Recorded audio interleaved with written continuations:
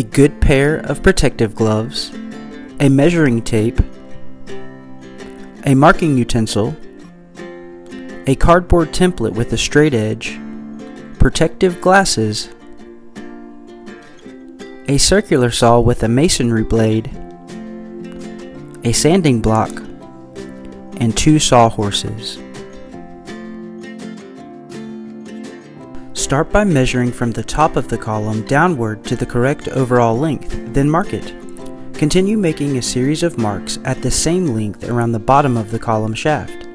Once your marks have been made, use a piece of cardboard as a guide around the column to draw lines that connect your marks. Place the column at the bottom of 2 sawhorses and make sure that the column is securely positioned so that it does not shift or roll while cutting.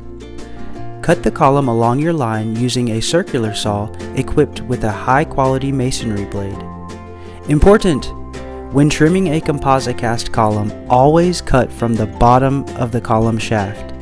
And be sure to always wear your protective gear.